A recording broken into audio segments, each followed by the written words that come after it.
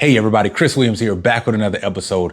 And today, what I would like to do is show you the future. Yeah, a future that's actually promising. If you didn't know, just yesterday, they revealed their brand new concept that should be out somewhere around 2025. So what I thought I would do is give you an inside look of the LF-Z. Now, in order to be able to show you something that's a concept, I've got to kind of do something different. Just yesterday during the announcement, Lexus dropped one of the coolest ways to give you an inside look, and I thought I would share it with you here first, right here on TWAC. So let's get started. So in the description below, what I'm about to show you is something that you can actually download to your phone right now, and that is the Concept LF-Z AR edition. I gotta give Lexus props for pulling off augmented reality in this way. And I will tell you right now, the look of this car gives me so much hope about the future of electric vehicles and the driving experience altogether. So now let's take a look at the AR version. And I wanna show you a little bit about this car and how it works. Now, one of the cool things you can do is once you download the app from your Google Play or Apple Store, you can actually do a 30% scale or 100% scale of the actual concept car. So I want to show you a little bit of what I captured just not too long ago. Now, in true Lexus fashion, standard and quality are at a premium with this car. So let's start with the exterior look. And let's talk about kind of what I've noticed from the reveal. Now, one of the things that really did impress me about this car, just the exterior sight lines, and you can tell they ensured aerodynamically to be impressive, to make sure that they reduce drag, but more importantly, that this is a car that if it drove past you, you're like, wait a second, what is that? From the side view here, you'll notice some really hard cuts, some edges that I thought that were really impressive in the way that they actually built this car.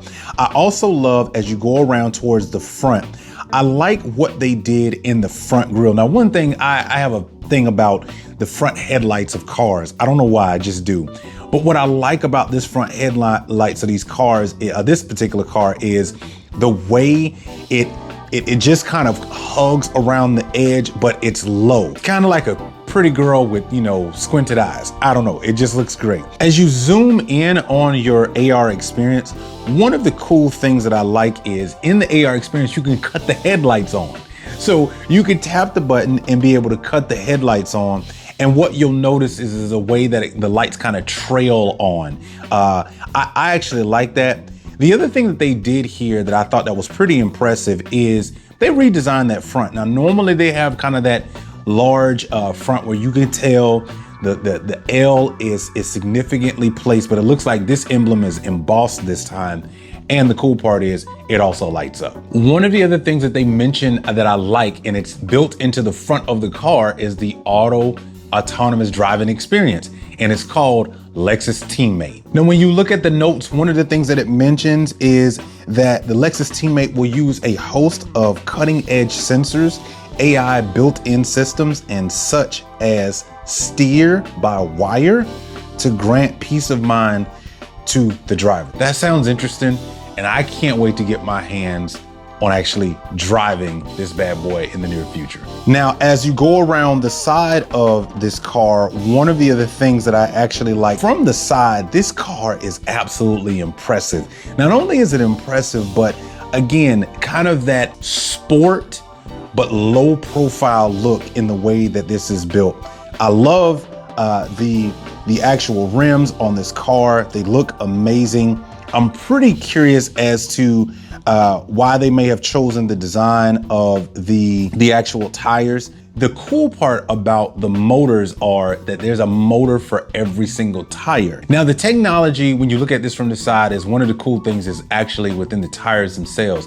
So each axle has a motor. So you can switch between two-wheel and all-wheel drive during your experience. I think that's pretty cool. Now, the other thing that I love to talk about is anytime there's an electric vehicle or any car in general that does an all glass panoramic roof, What does that look like? Now, one of the things is when you're inside the car, you have an appreciation, especially if you're driving for the all glass roof, but the real appreciation is the passengers, or if you could have a top-down approach. Based on the way they've built this car, I like what I see from the top-down experience. All kind of dark tint, there's a plus. Now, when you're in your AR experience, the other cool part is that you can actually go to the back of the car. So let's talk about the back of the car, because as you guys know, I like lines, I like the back of cars, I like headlights. I think they did a really good job with the back of this car. So instead of just having the L across it, they have a huge Lexus emblem on the lights themselves, and at the bottom they have electrified. That's kind of their new moniker, what they're going with as they step into this EV space. Now, the hard cuts in the back of this car are amazing. And the other thing is that in your AR experience, you can tap the button and you can turn the lights on, and it has this trailing effect.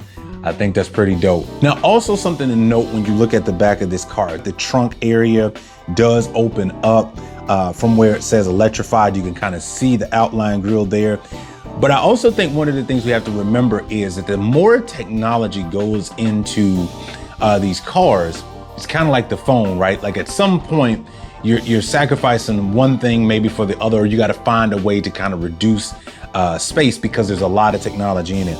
As I look at the back rear of this particular LF-Z Electrified, I'm wondering what is all built into the back end as far as technology is concerned, rear cameras, sensors, because remember, if they're using this as their first car that is fully autonomous, there's got to be a lot of things going on. And so I would imagine there's probably something going on in the back end. And so in order to aesthetically make it look great on the outside, I think they did that job. I also think there's probably things that are going on in the back end too that I'd be very curious about. Now, this is inside look, right? So why don't we dive onto the interior of this car and let's talk it through. Now, when you have your AR experience on and you tap into the interior view, man, I'm really impressed with what they've done so far, and I cannot wait to drive this thing. So from the driver's vantage point, one of the cool things that I like is, man, they've gone with this, they kind of call this butterfly look of your tachometer. So to the left, you've got a screen.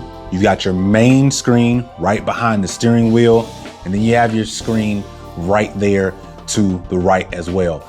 I think a lot of cars are gonna be going this route. I did see where there's some other car manufacturers who also kind of play with this look, but I like the way this looks. Not to mention it's all digital, and I would imagine that as a part of this experience, what they're looking to do is ensure that not only, again, getting that premier top quality look that Lexus always provides, but also at the same time, giving us an understanding of the future of where Lexus is going.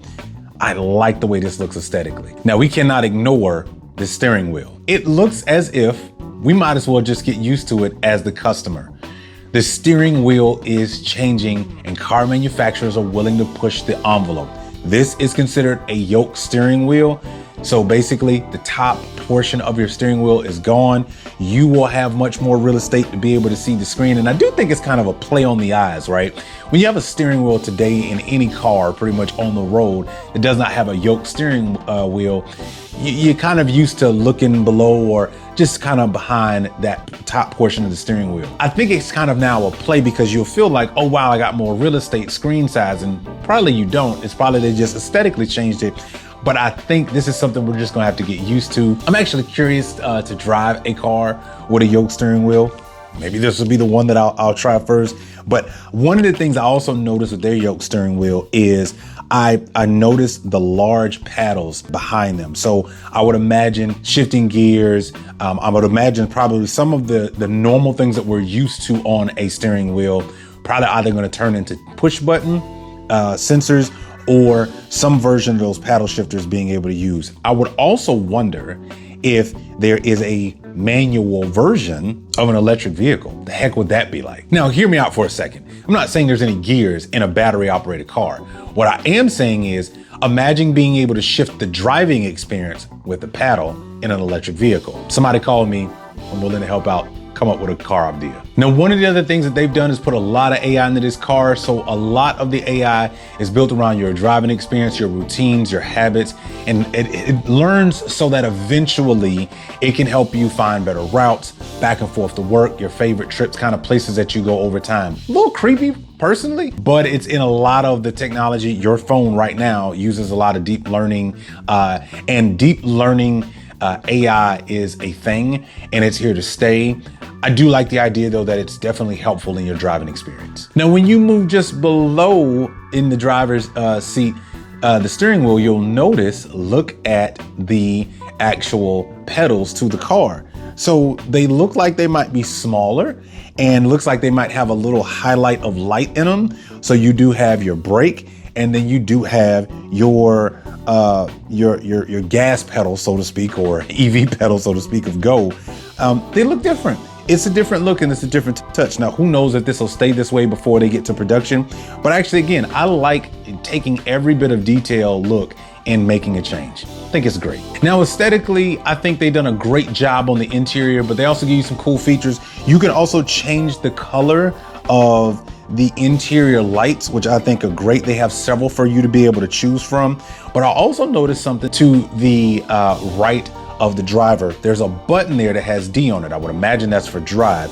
So I wonder if that's the button to actually shift in between gears in the car. If so, that's pretty cool. And to see it also as an external button as opposed to a push, I think that's pretty cool too as an EV. Now, one thing I didn't see was cup holders or anything like that, so that might be problematic. Now, one of the interesting things you might want to know is, well, where did they come up with this idea for this cockpit? Where did they come up with this idea for this look? It's actually from a word that is Tazuna. It's the Japanese word for rain, R-E-I-N. And that word is actually something that they used in order to be able to help them put together the concept. And it's kind of like saying a horse and a rider, and that feel that eventually they become, the two shall become one, so to speak. And again, you guys know me, I've always said, if you're gonna really, decide to invest in a car at any point in your life, and most of us will, you better enjoy that experience, because that's one place you're gonna spend a lot of time. Now, one of the things that they mentioned is they said there's gonna be a potential 600 kilometers of battery, which is basically about 370 miles, which I am all for it. If they can put this into production and they can get this on the street, I am all for it. 0 to 100 in 3 seconds. I'm with that. And again, I think the thing is that the technology is here now, right? And we should get excited about our driving experience as consumers changing, and the fact that Lexus is stepping up to the plate to say, hey, we've got something that we want to step into that EV game as well and show you what we can do. I am loving it. Now, one thing I also want to mention about this roof is it has the coolest piece of technology that, man, I would just love to see in person. So they're calling this the electrochromatic roof. So yes, it's a panoramic roof, but here's the cool part. You can touch a button and you can go from very dark to light and letting light in. Listen, if they pull this technology off, we're in the future. I cannot wait. Like, I'm excited just thinking about it. Now, the other thing to note is that they're using a digital key. Yep, no more keys, no card. It's gonna be accessed by your phone, and you can actually also give that to someone else as well, so that there's gonna be more than basically one driver that has access to their own digital key. I like that. Again, it's safe, it's secure. Granted, we do a lot of things already on our phone. So to be able to have that, I think is a really good look. Well, there you have it, ladies and gentlemen. This is the inside look, Lexus edition of the brand new LF-Z Electrified car coming out in 2025. If you've enjoyed this video, feel free to give me a share, like, or a subscribe, or leave a comment below and let me know, what are you looking forward to most about this Lexus LF-Z? Thank you so much for watching. Have a great day, and I'll catch you in the next episode.